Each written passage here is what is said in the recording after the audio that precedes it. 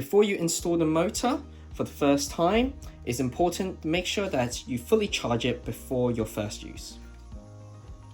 Next, you want to check whether your cord requires the bead connector to be replaced.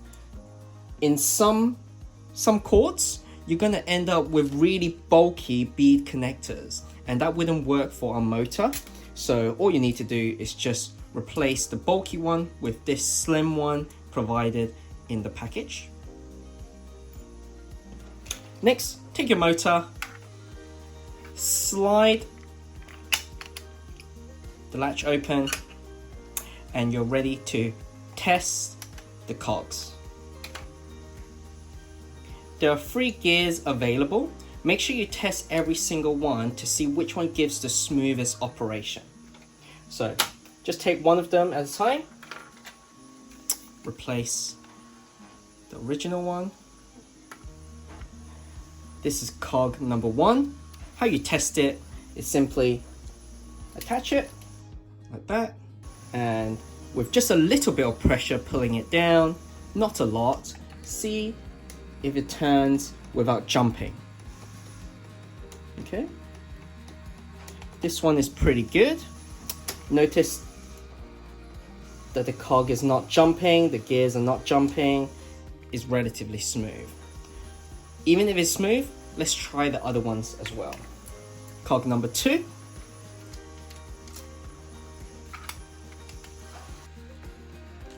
And again, it's pretty smooth. It's very good as well. Depending on your cords, one will definitely work better than the other. And this is the 3rd one. Let's test this out. Yeah, this one is definitely not as good. You notice there's a little bit more noise. You notice that the beads are slipping and jumping. So definitely not this one. So I'm just going to decide to use the first cog that I've tested. The next thing you want to do is to find out where you want to secure the motor. Okay, so what you want to do next really is to connect the whole system together. Find a suitable location where you want to mount the motor. Could be anywhere. One advice that you really want to consider: you do not want the motor to be in the way of your blinds. So for example, this might seem to be a good location, but depending on your blinds, it might actually collide with your blinds. So you want to select a position where this doesn't really happen. You definitely don't want to place it in the path of the blinds. So either put it in front or put it behind.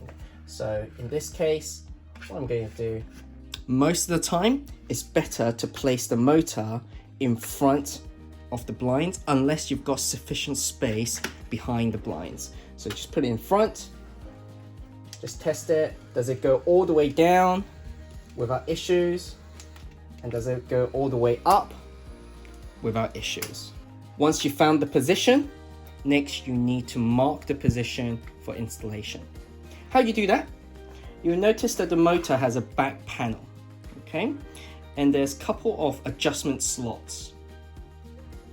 What you want to do is place it on the 2nd adjustment slot. So after 2 clicks, 1, 2. And this is the position where you want to mount the motor. There's a reason for that. This will give you a couple of leeways up or a couple of leeways down, so that if you do need to adjust the tension a little bit, at least you've got some room to play with, okay? So make sure you slide the panel all the way out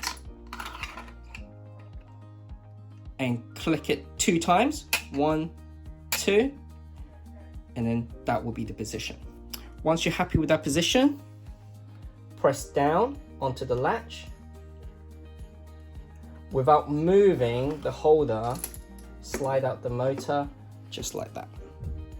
And now all you need to do,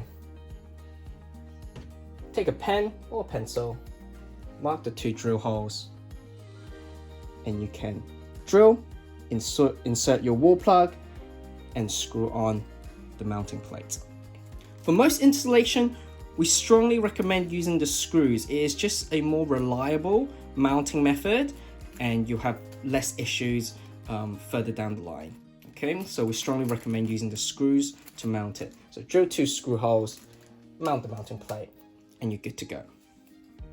Alternatively, if your curtains are quite light and the motor doesn't have to pull very hard, the 3M tape will also be sufficient. Okay, so in this example, we're going to just use the 3M tape just to show you what mounting is like. Make sure the surface is clean and free of dust. Take the tape and simply attach it to the back plate, just like that. Okay, once it's stuck on, reattach it to the motor. Make sure you're putting it in slot number 2, 1 click, 2 click. Take off the back tape and simply position where you want the motor to be. Okay, and stick on. Once that's done, all you need to do is reattach the cover. Now is a good time to test whether it goes all the way down smoothly and all the way up smoothly. And it does work. However, you'll notice sometimes if the motor is at an angle, the bead will be catching on to the cover. There is a way around it and it just is a little bit too noisy. So you notice if you remove the cover, there's less noise. There's no clicking. It's not clipping onto the edge of the cover. What you can do quite easily is just to remove this cover tab here. Just cut it.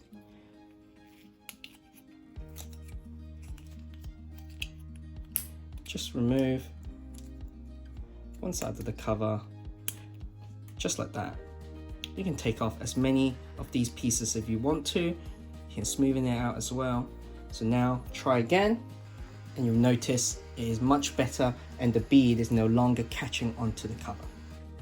You can adjust the tension as well. So remember, we've got some leeway in terms of adjusting the tension of the beads. So you can, if the bead is still slipping as is going up and down, just increase the tension just a little bit, which should give it a little bit more strength to grip on to the cords. The first thing you want to do is set the upper and lower limits of your blinds. The only way to do that is to connect this to the QUOYA or Smart Life app. So you need to connect this to the app first, and you can adjust the limits on the app.